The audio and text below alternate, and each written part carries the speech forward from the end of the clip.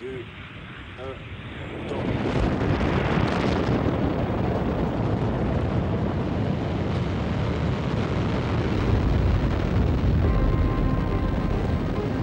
L'histoire de la fusée Ariane est une véritable saga. Une épopée spatiale qui a vu les Européens s'unir, s'accrocher, innover pour se faire une place dans la course à l'espace. Le spatial, c'est d'abord une passion. Quand on plonge dans le spatial, ça fait rêver, il y a de la science, il y a de la recherche, il y a de l'industrie, il y a de la technologie. Et puis, on se dépasse. Pour tout le monde, c'est une émotion incroyable. Face à la suprématie soviétique et américaine, des hommes et des femmes des 4 coins d'Europe ont réussi l'impossible. C'est une technologie qui est aux limites de tout. Dans le spatial, vous allez rencontrer des échecs, bien plus souvent que dans n'importe quelle autre entreprise humaine. L'accès à l'espace, l'accès autonome à l'espace est en fait stratégique et fondamental pour le développement d'une nation, le développement d'une civilisation, la civilisation européenne en particulier. La Belgique, elle fait partie des membres fondateurs de l'Agence spatiale européenne et elle est présente de façon continue et soutenue sur tous les programmes spatiaux depuis plus de 45 ans. Contre toute attente, les Européens sont parvenus à arracher la victoire au terme d'une bataille épique. On ne pensait pas qu'on aurait une envergure telle au programme Ariane. Donc on avait beaucoup d'ambition, on n'était pas encore sûr qu'on allait y arriver. Il faut croire en l'impossible. Mais aujourd'hui, des compétiteurs inattendus menacent l'ambition spatiale européenne.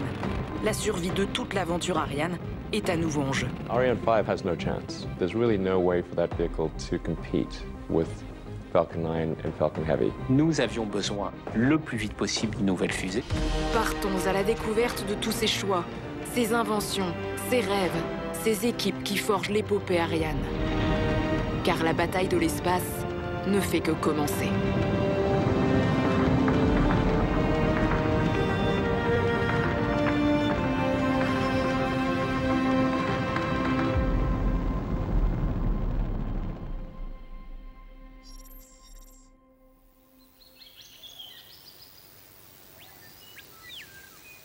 Au cœur d'un territoire lointain, à la lisière de l'Amazonie, le prochain décollage d'Ariane 5, la fusée européenne, est en préparation. Cette fusée est aussi appelée lanceur car son rôle est d'envoyer des satellites en orbite autour de la Terre.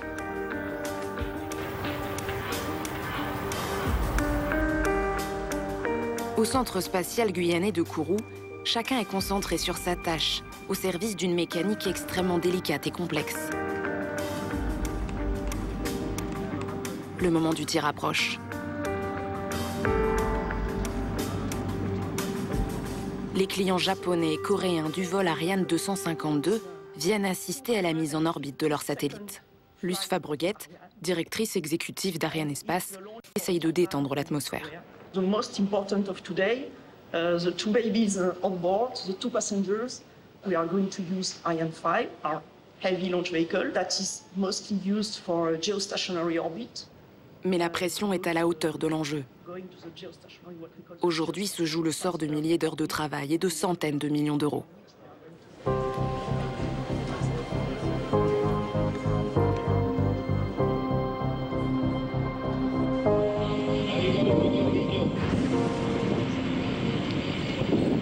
Allumage EAP et décollage BA 252.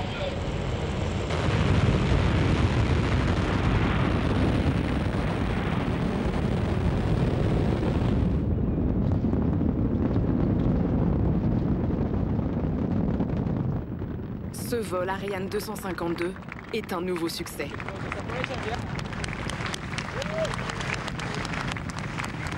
En 40 ans, Ariane a placé plus de 300 satellites dans l'espace. À la fin de l'année 2020, Ariane 5 est l'un des lanceurs les plus fiables de la planète, avec 91 tirs consécutifs réussis. Pour les Européens, entrer les derniers dans la course à l'espace, ce succès a été arraché au prix d'une incroyable bataille qui a pris par surprise l'éternel rival, la NASA. If you view it as Si on le voit comme une compétition, ce qui était leur cas, j'en suis sûr, on n'abandonne pas juste parce qu'on est derrière. C'est la fable du lièvre et de la tortue. Les Russes et les Américains étaient partis très tôt dans la course à l'espace. Mais il y a toujours une place pour celui qui s'avance vers la ligne d'arrivée à son rythme. Et j'admire les Européens d'avoir tenu bon. Oui, l'Europe est partie en retard, mais je dois dire, elle a largement rattrapé son retard et elle fait même la course en tête aujourd'hui dans un certain nombre de secteurs des activités spatiales. Et on peut être très fier de ce qu'a fait l'Europe pendant ces 50 ans. Le succès européen repose en partie sur une base de lancement située sur un lieu idéal, Kourou, en Guyane française. En 1966, les travaux commencent. En à peine 2 ans, une cité spatiale de 660 km², 20 fois la taille de Bruxelles, émerge de la forêt tropicale.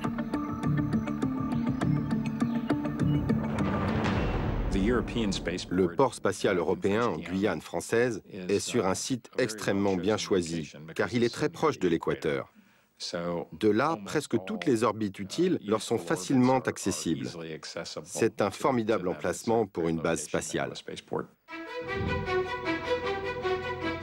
Si même les Américains envient la base de Kourou, c'est qu'elle donne aux fusées un petit coup de pouce qu'on appelle effet de fronde. Déterminant lorsque, comme les Européens, l'on vise avant tout des lancements vers des orbites géostationnaires.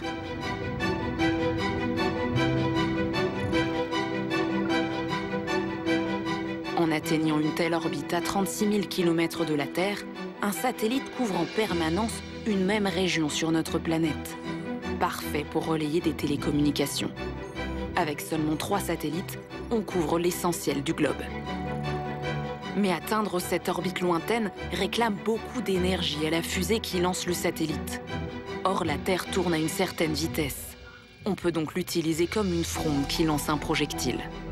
Et c'est sur l'équateur que cet effet est le plus puissant. Entre Kourou, qui est à 5 degrés de latitude nord, et la Floride, qui est à 28 degrés de latitude nord, on gagne 10% de performance. Et on gagne 50% par rapport à Baïkonour, qui lui est plutôt à 51 degrés. Ça donne un avantage aux bases de lancement qui sont sur l'équateur en termes de masse de satellites qu'on peut lancer. Ainsi va naître la base spatiale de Kourou, un site idéal pour les lanceurs, sans doute le meilleur au monde. Mais que faire de la meilleure des bases lorsqu'on n'a pas de lanceur à la hauteur? En 1969, alors que Neil Armstrong pose le pied sur la Lune, les Européens sont en pleine désillusion. Ils ont un formidable centre spatial sur l'équateur, certes, mais sans projet européen solide, après l'échec d'un premier programme baptisé Europa, toujours pas de fusée pour entrer dans la course.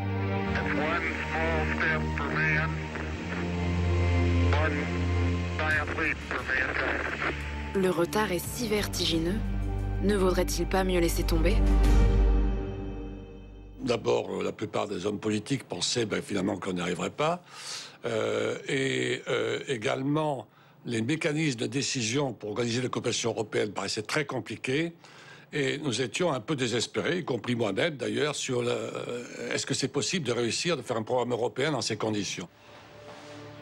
Il manque alors aux Européens la pièce maîtresse du projet, un moteur fusée. Un concentré de puissance terriblement difficile à mettre au point. Les pionniers dans ce domaine, ce sont les nazis avec leur sinistre programme de missiles, V1 et V2. L'ingénieur allemand Werner von Braun et ses équipes seront les premiers à maîtriser ces techniques pour créer des bombes volantes qui passent 5 fois la vitesse du son, atteignent l'espace avant de retomber pour semer la mort.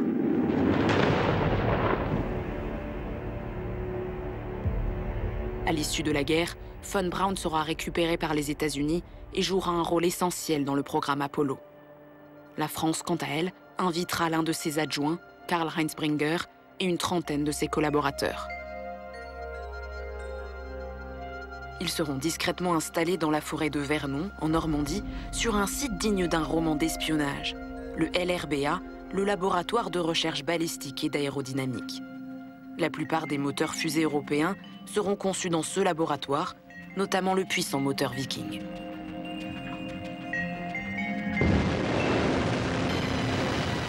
Un moteur, c'est quelque chose qui est vraiment très très compliqué. Donc là, il y a vraiment un besoin d'une compétence, d'une expérience, je dirais, c'est même pas de compétence, d'une expérience forte.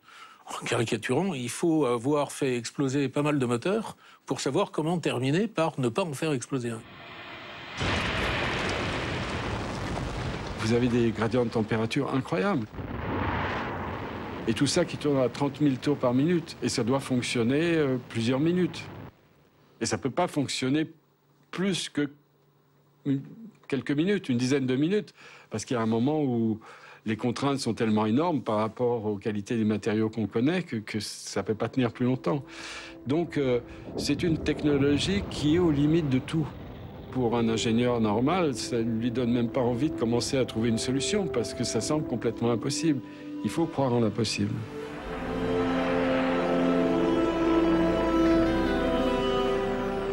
Avant tout, une fusée, c'est bien sûr un véhicule capable de s'arracher à la Terre, c'est-à-dire d'échapper à l'attraction terrestre. Mais en réalité, c'est surtout un véhicule capable d'accélérer vite et fort pour atteindre une vitesse critique de plus de 28 000 km à l'heure, appelée vitesse orbitale. C'est là son premier défi. Ensuite, pour aller vers une orbite géostationnaire, il faut accélérer encore davantage et atteindre 36 700 km à l'heure.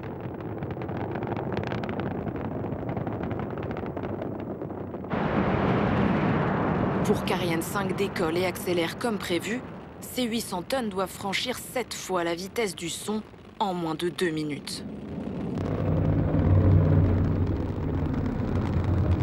Avec de telles accélérations et des vitesses aussi vertigineuses, on mesure toute la difficulté à réussir une mise en orbite autour de la Terre. Les moteurs qui permettent de relever ce défi extrême sont au cœur de la compétition spatiale. Et pour préparer l'avenir, la prochaine génération d'Ariane devra être propulsée par de nouveaux moteurs toujours conçus en Normandie. Ces bijoux de technologie qui propulseront la future Ariane sont bientôt prêts. Pour l'étage principal, ce sera un moteur Vulcain encore plus puissant. Le moteur en lui-même, moins de 4 mètres, est comparable à une tranche de centrale nucléaire. Voilà. Son but ultime, oui, c'est la puissance. C'est une Formule 1 de l'espace. Donc c'est un peu dommage, bien sûr, d'avoir une Formule 1 qui ne poussera que pendant 600 secondes. Mais voilà, c'est fait pour ça. En plus de ce nouveau moteur à la base de la future Ariane 6, un autre moteur plus petit, baptisé Vinci, conçu pour l'étage supérieur, a une particularité inédite. Il est réallumable.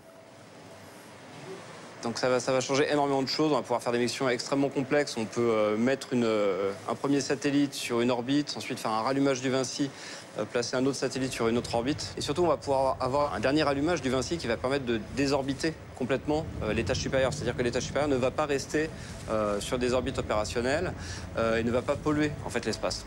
Donc c'est extrêmement important et c'est le Vinci qui va permettre tout ça.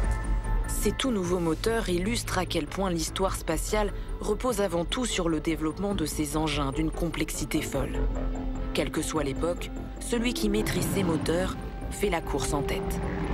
C'est le cas au milieu des années 60, quand les Américains surclassent tout le monde avec les moteurs géants de Saturn V, la mythique fusée du programme Apollo.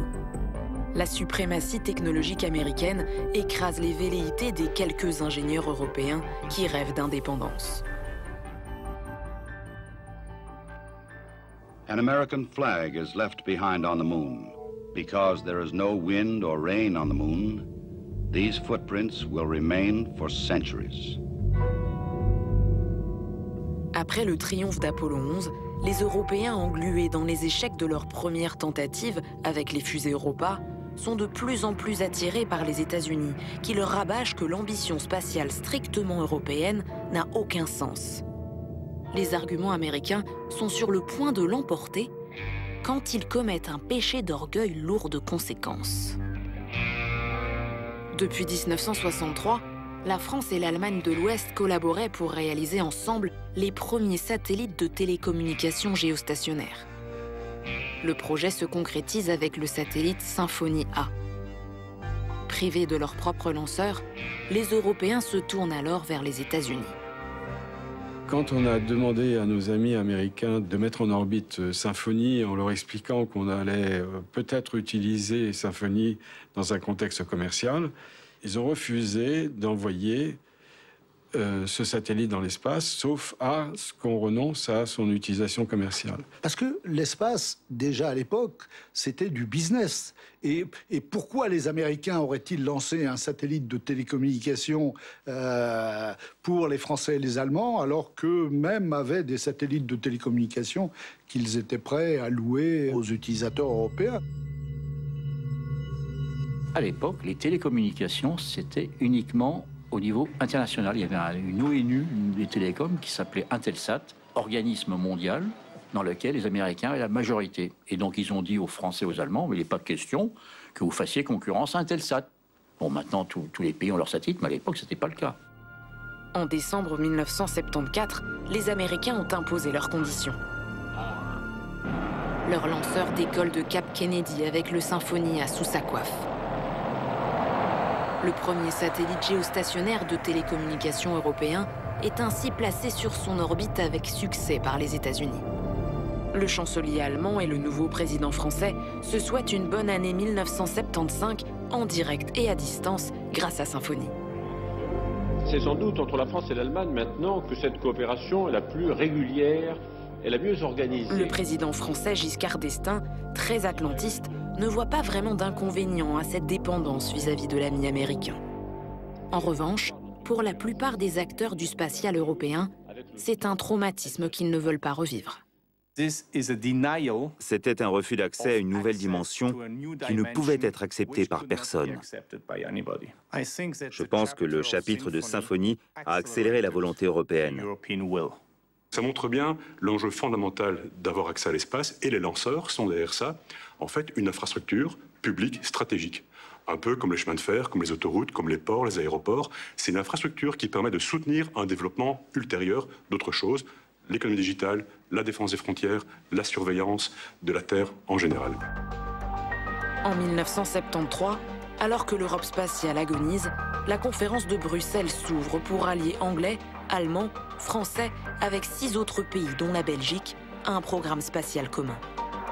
Le ministre Charles Hannin réussit non sans mal à mettre tout le monde d'accord, même si certains n'étaient pas disposés à financer le lanceur proposé par la France. Visiblement, en tout cas, il y a un pays qui n'en était absolument pas convaincu, c'était l'Angleterre. Le grand argument de l'Angleterre, c'était de dire « ne faisons pas les frais d'une fusée, on peut servir des fusées américaines ». Quant aux autres pays, ils n'étaient pas pressés, ce qui montre qu'ils n'avaient pas compris à quel point l'existence d'une fusée européenne était la condition de l'indépendance européenne au point de vue économique, au point de vue culturel, au point de vue de sa communication politique à travers le monde. Et grâce d'ailleurs à l'habileté de M. Hannin, le ministre belge qui présidait à la conférence de Bruxelles, ça a été une décision remarquable parce que en juillet 1973, les 7 années de développement d'Ariane étaient totalement financées, tous les accords internationaux étaient signés et le programme entrait en vigueur. Et dans le même élan est fondée l'ESA, l'Agence spatiale européenne, l'équivalent européen de la NASA, financé par les 10 pays fondateurs. Et il faut savoir que la Belgique, relativement à sa taille, c'est un contributeur très important pour l'Agence spatiale européenne. On a tendance souvent à dire que la Belgique, c'est le plus grand des petits contributeurs à l'Agence spatiale européenne. Le L3S est le nom de code du premier grand projet de l'ESA, la fusée européenne qui a failli être rebaptisée Vega ou Stella. Mais comme ce sont des noms de bière, on a finalement préféré Ariane. Le lanceur Ariane est constitué de 3 étages, d'une case à équipement et d'une coiffe. Autour d'Ariane, les Européens y croient à nouveau. Une place dans la course à l'espace est encore à leur portée. Cette fois, il y a une autorité à la manœuvre. Frédéric Dall'Est et une poignée d'ingénieurs de talent impriment le rythme, imposent des règles communes, un langage industriel commun. Le spatial européen devient enfin réalité.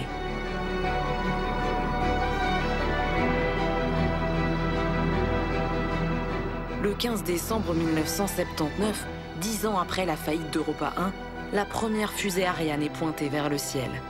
Fusée européenne de la dernière chance, dont le tout premier vol, le L-01, est imminent.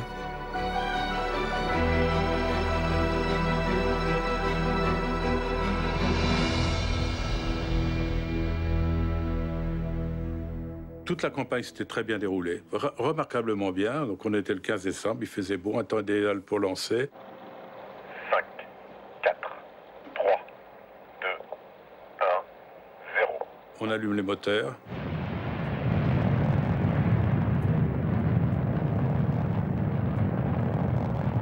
Et puis 1, 2, 3, pas de décollage. Donc c'était vraiment la grosse tuile.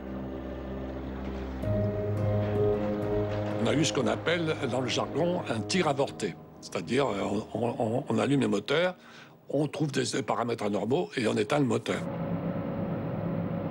Il a fallu reconditionner les moteurs et l'étage, tout ça pour être prêt à relancer vers le 23 décembre.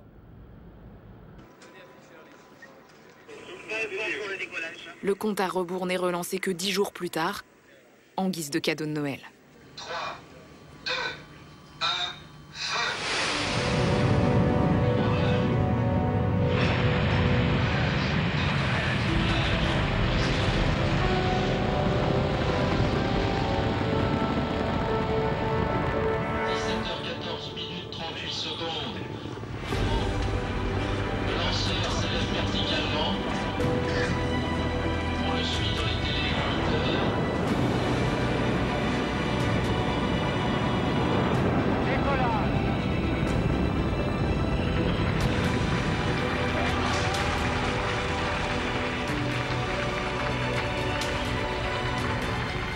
Cette fois, Ariane 1 décolle à la pleine puissance de ses moteurs Viking et valide tous les paramètres. Donc le lancement Ariane L01 a eu lieu le 24 décembre 1979 à 17h14 minutes 38 secondes. La mission a été totalement réussie, je crois qu'on peut le dire déjà. Le fonctionnement des 3 étages semble avoir... Là, on était détendu, là, vous voyez. On était détendu, c'est un...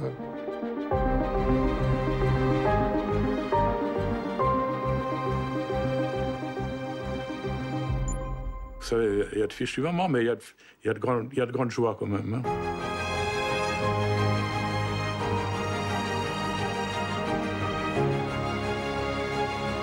Les créateurs d'Ariane eux-mêmes, pourtant confiants dans leur savoir-faire, n'osaient imaginer la réussite qui allait suivre. On ne pensait pas qu'on aurait une envergure telle au programme Ariane. On avait confiance qu'on allait arriver à le qualifier, donc on avait beaucoup d'ambition. Mais enfin, on n'était pas encore sûr qu'on allait y arriver. D'autant moins sûr qu'Ariane 1, à peine envolée, est soumise à la dure réalité d'un marché, celui des satellites. Un secteur encore balbutiant, mais en forte croissance. La jeune Ariane doit trouver les bonnes stratégies techniques, mais aussi commerciales pour s'imposer, ne pas être une simple étoile filante. Pour pérenniser ce lanceur, il va falloir lui trouver des clients sur le marché commercial. Et pour ça, il fallait une structure qui le commercialise, qui le mette en œuvre, qui donne confiance aux clients. Donc 1980, quelques mois après le succès de la première Ariane, une petite structure, je dirais presque en mode commando, qui est fondée pour assurer le succès mondial d'Ariane. Et cette structure, c'est Ariane Espace. Les choses sont allées très vite. Les Américains n'ont rien vu venir.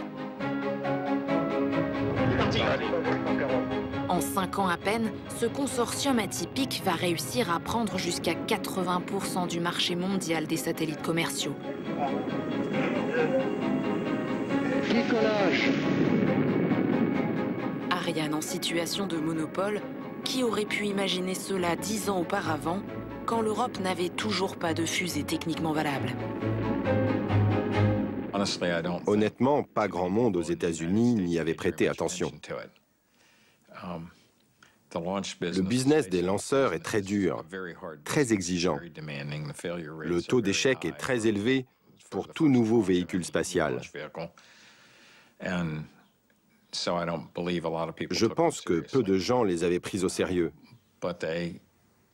Mais ils se sont accrochés et au fil du temps, leur lanceur s'est avéré très fiable.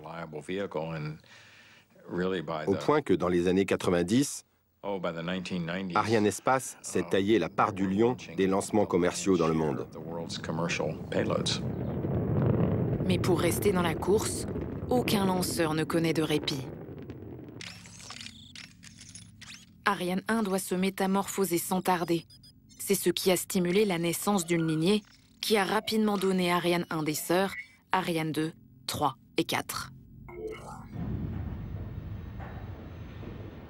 Ces adaptations se sont faites relativement facilement avec Ariane 3, puis 2, 2 a volé après 3, mais qui étaient quand même des dérivés pas trop différents d'Ariane 1. Mais le vrai coup de maître, c'était Ariane 4. Pour Arianespace, cette quatrième mouture d'Ariane est une réussite. Avec ses différentes combinaisons de propulseurs d'appoint plus ou moins puissants, elle est adaptable à loisir aux besoins des clients, dont les satellites continuent de grossir à vue d'œil.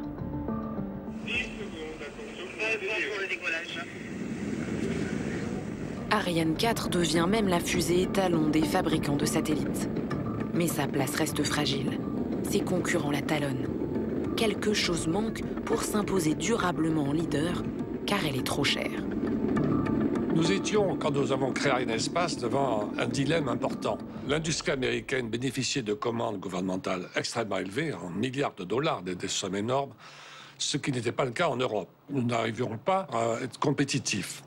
La réponse que j'ai proposée à cette époque-là, contre beaucoup de réticences, parce que c'était pas évident, c'était de lancer simultanément 2 satellites commerciaux pour mieux répartir les coûts fixes de production des lanceurs et des opérations du champ de tir.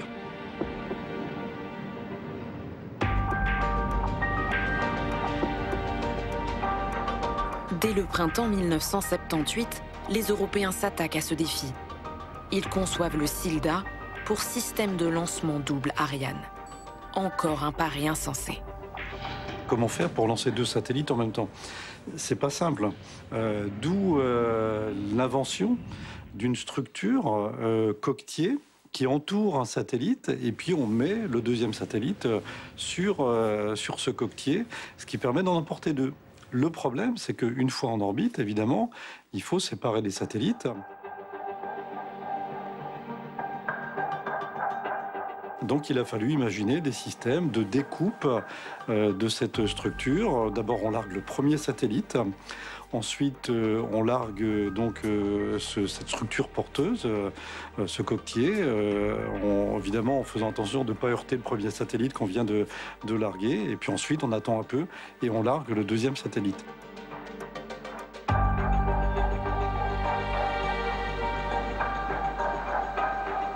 C'était une première mondiale et ça a parfaitement marché. Ça s'est développé, c'est devenu un standard et ça marche encore aujourd'hui sur Ariane 5 et demain sur Ariane 6.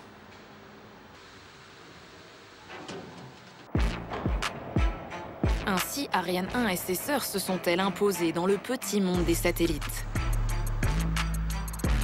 Elles, que l'on n'attendait pas, ont même réussi à le façonner en partie, si bien qu'aujourd'hui, Ariane est incontournable, y compris au pays de l'aventure spatiale. Malgré tout, chaque nouveau contrat est une bataille.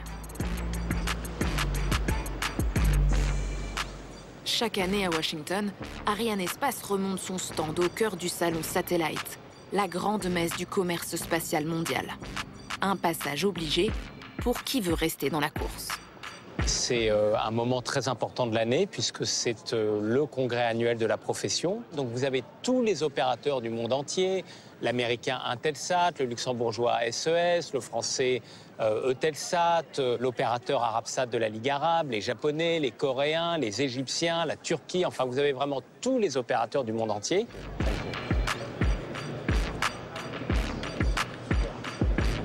Profitant de ce rassemblement de tous les acteurs majeurs du spatial, la petite équipe d'Ariane Espace se prépare en mode commando à multiplier les rendez-vous, les prises de contact stratégiques avec les opérateurs de satellites. Ils arrêtent de faire leur alliance avec, on le sait tous. Le timing et le délai, c'est ce qui est important, parce que c'est comme ça qu'ils vont se taper les 4 milliards de dollars. Ici, les enjeux dépassent le simple défi commercial, car de la signature de ces contrats dépend directement toute l'aventure Ariane. Dans un café, en toute discrétion, loin des regards de la profession, se mène une discussion feutrée autour d'un énorme contrat de lancement de satellites. En tendant l'oreille, il est possible de comprendre à quel concurrent Ariane fait face. Are you sure that at the end of the day you must launch Pegasus in 2022, not in 2023, just to better understand your constraints in the choice you are going to make between SpaceX and ourselves? SpaceX, le nom est lâché. Il est sur toutes les lèvres, occupe tous les esprits. Car c'est le nouveau compétiteur féroce qui bouscule le spatial mondial et met Ariane sous pression. Ces dernières années, la compétition au sein de la course à l'espace a radicalement changé. Tout comme les États-Unis n'ont pas vu venir Ariane, l'Europe n'a pas vu venir certains nouveaux entrants issus de la révolution numérique de la Silicon Valley. Du côté de la Californie, il se passait quand même des choses avec Elon Musk et SpaceX qui pouvaient proposer des lanceurs moins chers, plus évolutifs, même si on ne parlait pas à l'époque de réutilisation. C'est vrai que les signaux faibles californiens n'avaient pas été pris en compte suffisamment. Il y avait un état d'esprit qui consistait à dire c'est pas un start-upper qui connaît rien au milieu de l'espace, qui vient du milieu du digital, qui va révolutionner un monde qui s'est construit sur la science, sur la recherche, sur l'industrie. Et pourtant, en à peine une décennie, des start-upers issus de la révolution digitale imposent leur personnalité atypique, en cultivant parfois, comme Elon Musk, fondateur de SpaceX, un style rockstar jamais vu auparavant dans la très policée industrie spatiale. Et ils n'entendent pas faire de la figuration.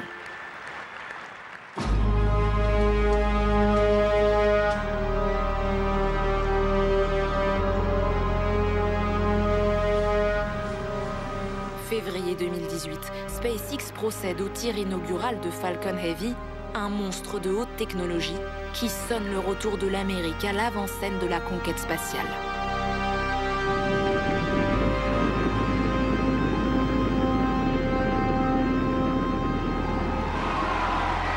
Et le monde entier assiste alors, sidéré, à ces étages de fusée qui reviennent se poser sur Terre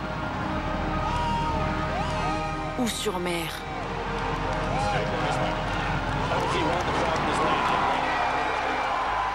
L'alerte est sérieuse. SpaceX semble surgir de nulle part avec de nouveaux lanceurs produits en un temps record, illustrant avec éclat l'émergence du New Space.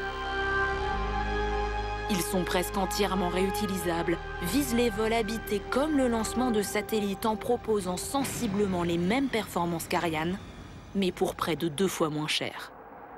En réalité, 10 ans auparavant, SpaceX était un outsider, tout comme Ariane à ses débuts. Welcome to SpaceX. Here we are in the lobby. It's very white right now, but there are actually some cool elements coming in soon that will make it less white. We're getting ready to weld together those barrel sections and create our third tank, which would actually be the first flight tank.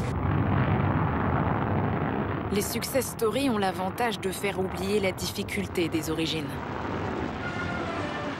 Et pourtant, Elon Musk et ses équipes en auront craché des étages avant qu'ils ne réussissent à les poser sans encombre. La légende retiendra que c'est au dernier essai, financé sur ses fonds personnels, qu'Elon Musk réussit son pari. Dans le spatial, vous allez rencontrer des échecs, bien plus souvent que dans n'importe quelle autre entreprise humaine.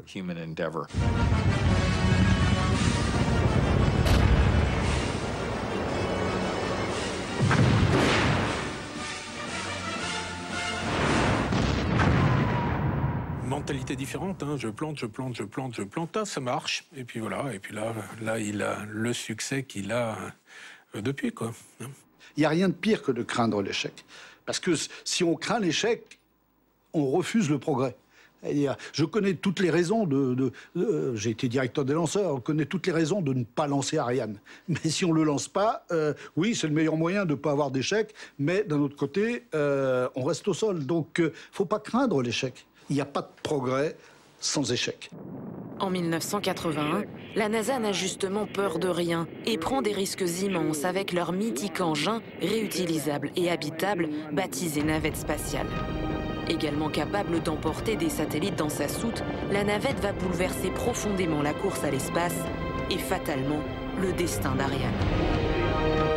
Quand Columbia, la première navette, revient sur Terre en se posant tranquillement comme un gros planeur, le monde entier est bluffé par l'exploit.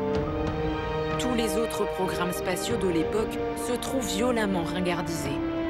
Quand on a vu arriver la navette, effectivement, on était admiratifs, c'est un superbe engin, la navette. Ça nous a perturbés dans le sens où tout le monde aux alentours disait vous recommencez comme pour Ariane 1, vous faites un vieux truc alors qu'on va aller dans l'espace en nœud papillon, etc. Vous êtes complètement ridicule. Et ça, je peux vous dire qu'on en a entendu toutes les couleurs.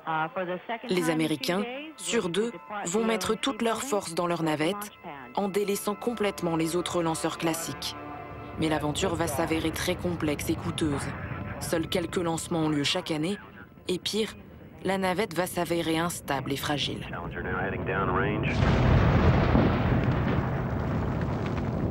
Le 28 janvier 1986, une explosion irradie le ciel de Floride. La navette Challenger se désintègre en entraînant la perte de l'équipage. C'est un traumatisme inoubliable dans l'histoire spatiale américaine et mondiale.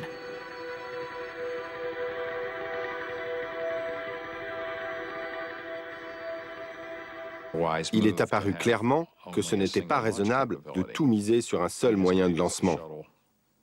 Aussi incroyable qu'ait été la navette, elle pouvait avoir des défaillances. Et là, quand vous n'avez plus rien, vous n'avez plus rien.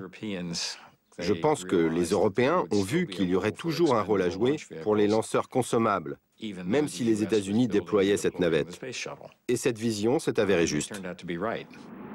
Tournant ironique de l'histoire, les malheurs de la navette spatiale offrent à Ariane un horizon dégagé comme jamais. 6, 5, 4, 3, 2, 1. Elle va s'engouffrer dans la brèche. C'est l'âge d'or d'Ariane.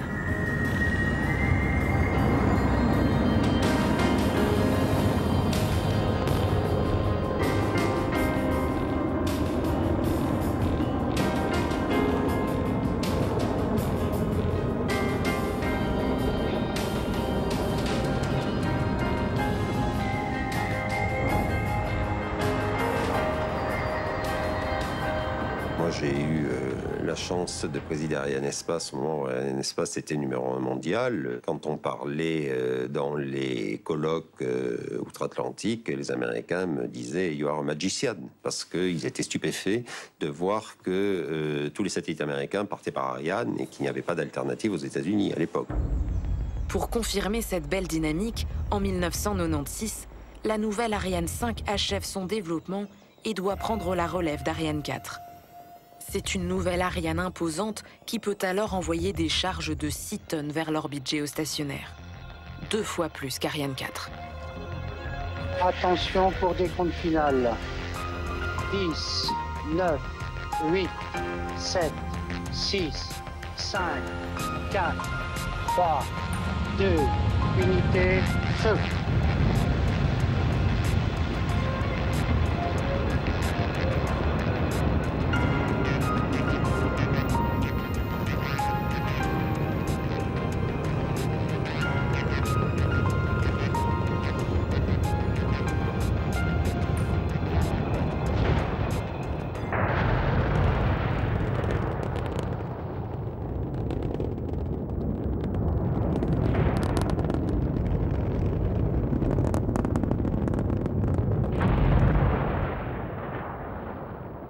Après 37 secondes, le premier vol d'Ariane 5, le V501, tourne au cauchemar.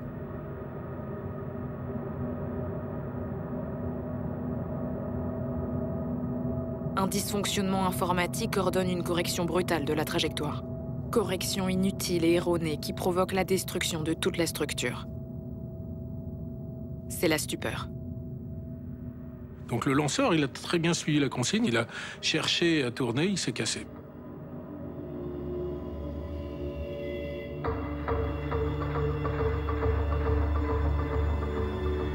Un échec au premier tir et c'est tout le programme qui peut s'effondrer, car rien n'est encore démontré. Le doute se diffuse. Les politiques s'agacent, des têtes tombent. Avec ce vol 501, Ariane a failli mourir. Ça a été 18 mois très durs, parce qu'évidemment, on a compris très rapidement ce qui s'était passé et comment le corriger. Mais là, on s'est dit, mais s'il y a ça, il peut y avoir ça, il peut y avoir ça. Et donc, on a tout revérifié de A à Z. Et donc, 502 s'est très bien passé. Donc, le deuxième vol, donc en 97, septembre 97.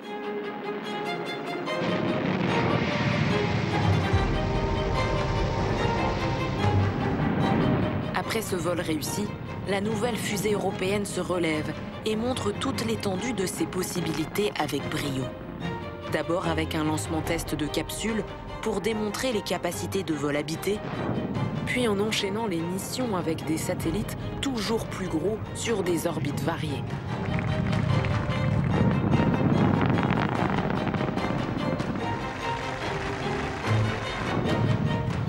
Et même en réalisant l'exploit de lancer la sonde Rosetta, qui posera 10 ans plus tard Philae sur la comète Chury. La confiance est de retour. Les ingénieurs veulent aller encore plus loin. Le 11 décembre 2002, la première Ariane 5 capable d'emporter 10 tonnes, Ariane 5 ECA, doit s'envoler. À l'époque, c'est la fusée la plus puissante du monde.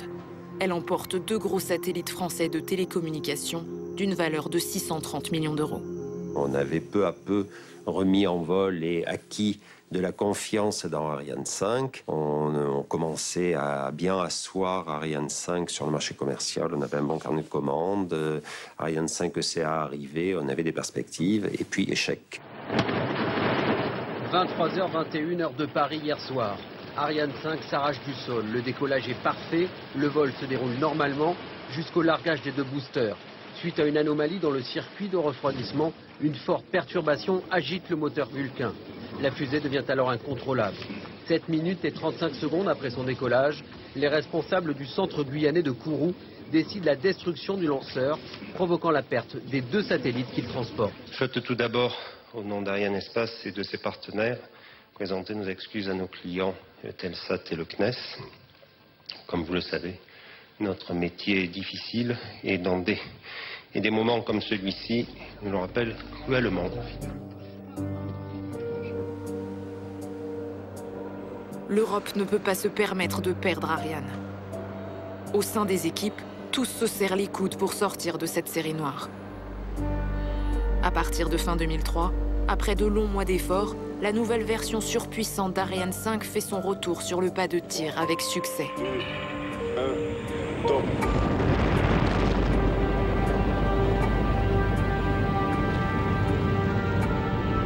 Ses défauts de jeunesse ont été corrigés. Une fois encore, Ariane prouve sa résilience et redevient vol après vol la fusée la plus fiable du monde. Néanmoins, Ariane 5 est une star née dans la douleur. Douleur qui a marqué les esprits et produit des effets à long terme. Pour la première fois de son histoire, Ariane se repose alors sur ses acquis et ne joue plus ce coup d'avance qui a forgé son succès. On a mis beaucoup de temps pour obtenir un consensus en Europe permettant de développer un nouveau programme Ariane 6. Parce que le risque avait été tellement considérable, tellement vécu durement par les décideurs que voilà, on ne voulait plus laisser les ingénieurs risquer effectivement de tout casser à cause d'une nouvelle aventure. Même quand vous gagnez, ce n'est pas pour toujours. Il n'y a pas de ligne d'arrivée. Il faut continuer à courir, à innover, à s'améliorer. Si vous ne continuez pas à courir, d'autres vont vous dépasser. Il faut penser à la suite et préparer un nouveau lanceur sans tarder, car la compétition pousse fort. Ariane 5 has no chance. I mean, really, I don't say that with a sense of bravado, but there's really no way for that vehicle to compete with Falcon 9 and Falcon Heavy. So if I were in the position of Ariane, I would really push for an Ariane 6. I think that's the right move. The next version of Falcon 9 is actually able to go to a lower price. So if Ariane can't compete with the current Falcon 9, it sure as hell can't compete with the next one. Pour résister à Elon Musk, il faut tout changer. Ariane n'a pas d'autre choix que de tout révolutionner. Alors les Européens se décident, non sans mal, à lancer une toute nouvelle version d'Ariane, Ariane 6. On a mis à la base le problème à résoudre. On veut être 2 fois moins cher, tout en étant plus performant et plus flexible. Pour cet argent-là, qu'est-ce que vous me faites? On a retourné l'équation. Et ça, c'était une réconciliation de 2 mondes. La grande industrie, qui produit largement, mais qui n'a pas effectivement des enjeux de fiabilité tels qu'on les a, nous. Parce que une voiture qui tombe en panne, on appelle le dépanneur. Un avion qui tombe en panne, c'est déjà plus ennuyeux, mais il peut retourner se poser. Et une fusée, la moindre petite pièce peut créer une défaillance et mettre au tapis un lanceur et surtout ses passagers qui valent des centaines de millions d'euros. Et ce que j'ai tenté de faire passer comme message, c'est que moins cher, ça veut dire plus fiable. Parce que moins cher, ça veut dire plus facile à fabriquer. Et quand c'est plus facile à fabriquer, c'est plus ergonomique, ça se monte plus facilement, on fait moins d'erreurs.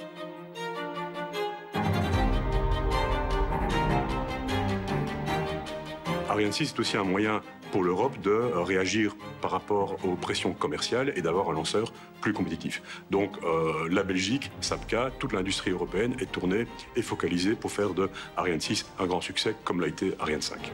En parallèle à la nouvelle usine des Mureaux, 13 autres sites européens participent à la métamorphose industrielle d'Ariane, notamment près de Bruxelles, dans les usines de SAPCA, où des pièces essentielles à la future Ariane 6 sont fabriquées, comme d'autres pièces l'étaient pour les précédentes Ariane.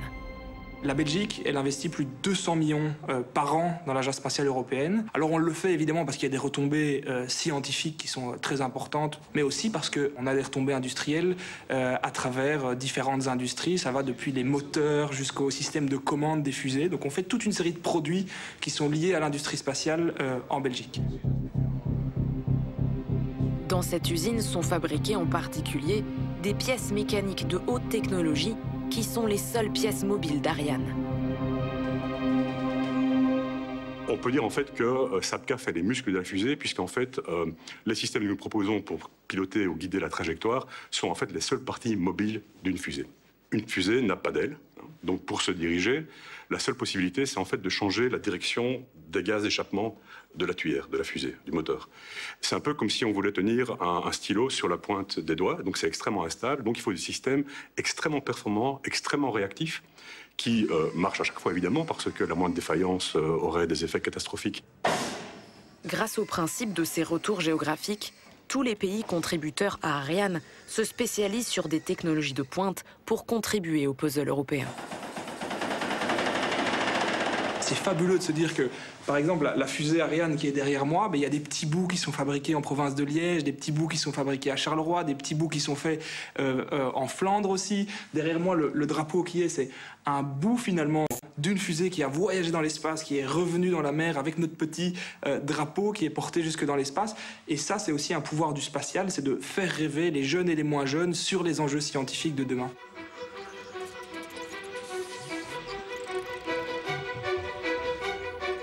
Ariane 6 est une fusée issue de la révolution numérique, ce qui permet la mise en production la plus rapide de l'histoire d'Ariane. Les grandes ruptures technologiques, comme le réutilisable, seront pour plus tard. L'urgence, c'est d'arriver le plus vite possible sur le marché. En résumé, Ariane 6, c'est une Ariane 5 industrielle, mais aussi modulable que la mythique Ariane 4. Moins de 7 ans après les premières esquisses, Ariane 6 est en fabrication. 2020 est une année charnière. Même si elle a cédé du terrain, Ariane est toujours dans la course. Ariane 6 ne pourra tenir ses promesses que si elle dispose d'une infrastructure au moins aussi moderne que celle de SpaceX.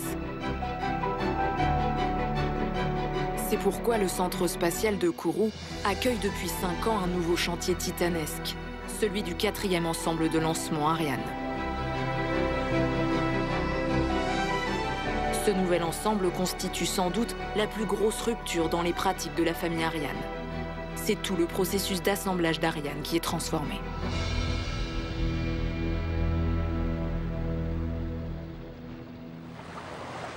L'après-midi touche à sa fin quand le porte-container Toucan s'amarre dans l'estuaire du fleuve Kourou et ouvre ses cales. Mais ce soir, le sarcophage d'Ariane 5 semble accompagné. À sa suite sur la route de l'espace, on croise un étrange fuseau blanc.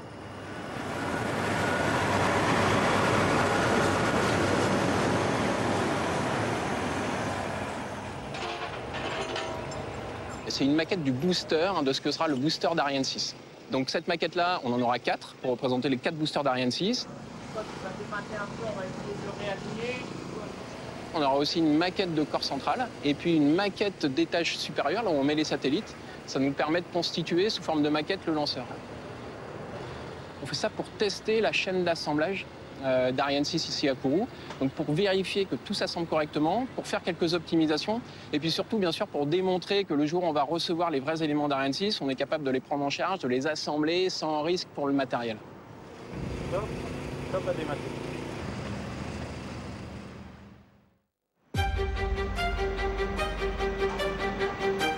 Les premières maquettes des boosters sont déjà en place. Un squelette d'acier permet aussi de simuler le corps central de la future fusée. Car dans sa mue industrielle, Ariane a également besoin d'une révolution autour de l'assemblage final. Alors que les lanceurs étaient assemblés verticalement et acheminés lentement sur leur pas de tir, à partir d'Ariane 6, toute la préparation et le trajet auront lieu à l'horizontale. Ce n'est qu'une fois au pied du mât de lancement que la fusée sera basculée en position verticale.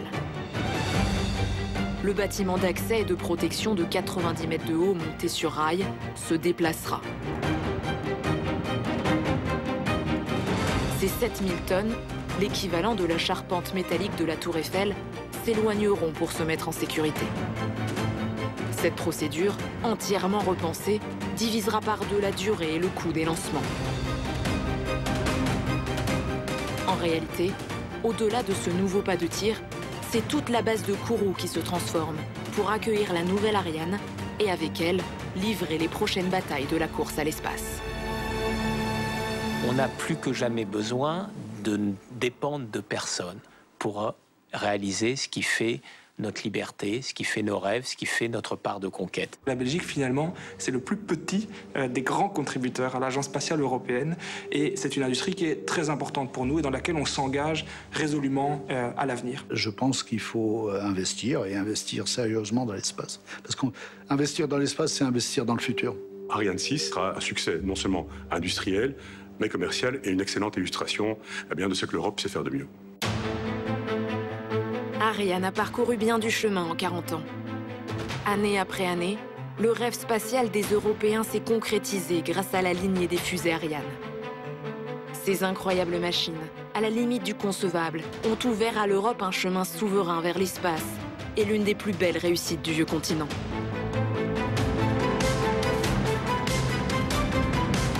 Pour que l'Europe reste dans la course, la 6e Ariane sera bientôt sur le pas de tir. C'est avec elle que la saga va continuer de s'écrire.